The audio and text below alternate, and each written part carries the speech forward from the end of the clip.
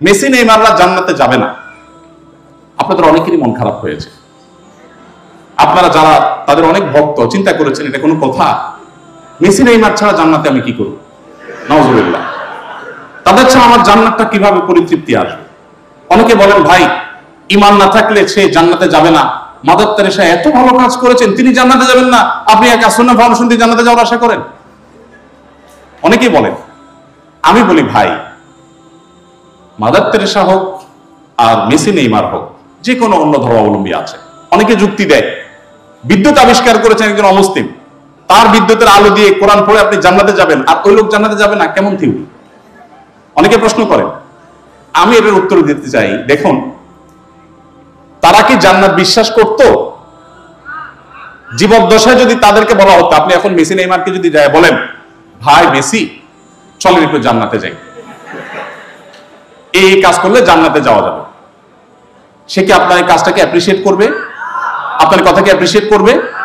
সে হলো কিসের জান্নাত? আমি তো বিলিভ করি না, যাও আমি পরের ম্যাচে কিভাবে ভালো করবো সে চিন্তা আছি, তুমি আছো তোমার জান্নাতে চিন্তা। সে কিন্তু আপনার জান্নাতে যেতে চাইবে না। এখন যেই লোকটা জান্নাতকে বিশ্বাস করে না, জান্নাতে সে জীবদ্দশায় যেতে চাইতো না, ধরুন মাদার তেরেসা, তার অনেক অবদান আছে মানবতার জন্য, আমি সেগুলো রেসপেক্ট করি, কিন্তু তিনি জীবদ্দশায় তাকে জান্নাতে যেতে বললে তিনি কি যেতে চাইতেন? এখন লোকটা মারা যাওয়ার পরে আপনি বলছেন রেস্ট ইন পিস, লোকটা মারা যাওয়ার পরে আপনি বলতেছেন কি চলো তোমাকে জান্নাতে নিয়ে ছাড়বো, এটা তো অবিচারটার প্রতি। একটা লোক জীবদ্দশায় জান্নাতে যেতে বললে বিরক্ত হতো, রাগ করতো, এখন মরার পর আপনি টানাটানি করতেছেন না তোমাকে জান্নাতে যেতে হবে, এটা কি তার প্রতি সুবিচার না অবিচার? সময় তো বুঝছি। জীবনের লক্ষ্য আমাদেরকে নির্ধারণ করতে হবে, ঠিক করতে হবে আমরা কি করতে চাই। মনে রাখবেন, একজন চিকিৎসক হয়ে একজন গতানুগতিক হুজুরের চেয়েও আল্লাহর কাছে প্রিয় পাত্র হতে পারেন যদি আপনার পুরো এই কর্মযোগ্য হয় আল্লাহকে সন্তুষ্ট করবার জন্য।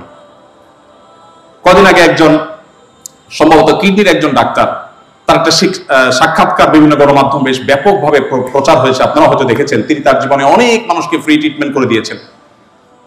এরকম কাজের মাধ্যমে আল্লাহ তাআলাকে যত সহজে খুশি করা যায়, বসে বসে লক্ষ লক্ষ বার সুবহানাল্লাহ আলহামদুলিল্লাহ জপে, বহু নফল নামাজ পড়ে, বহু নফল রোজা রেখে আল্লাহ তাআলাকে এত সহজে খুশি করা যায় না।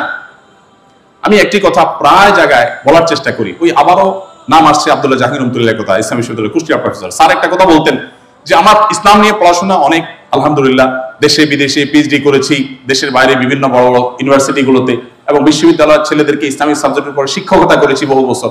স্যার বলেছেন যে আমার ইসলাম নিয়ে পড়াশোনা, অধ্যাপনা সবকিছুর সামারি নির্যাস যদি আমাকে বলতে বলেন আপনি, আমি 2 লাইনে বলতে পারবো। পুরো ইসলামের নির্যাসকে আমি 2 লাইনে বলতে পারবো। তার প্রথম লাইন হলো, ঈমানের পর মেইন ফরজ কাজগুলোর পর যে কাজে আল্লাহ সবচেয়ে বেশি সন্তুষ্ট হন মানুষের প্রতি, সেটা হলো মানুষ উপকার করলে। আর কুফরের পর মেইন বড় বড় হারাম এবং কাবিরা গুনাহগুলো, মহাপাপগুলোর পর যে কাজে আল্লাহ সবচেয়ে বেশি অসন্তুষ্ট হন, সেটা হলো মানুষের ক্ষতি সাধন করলে।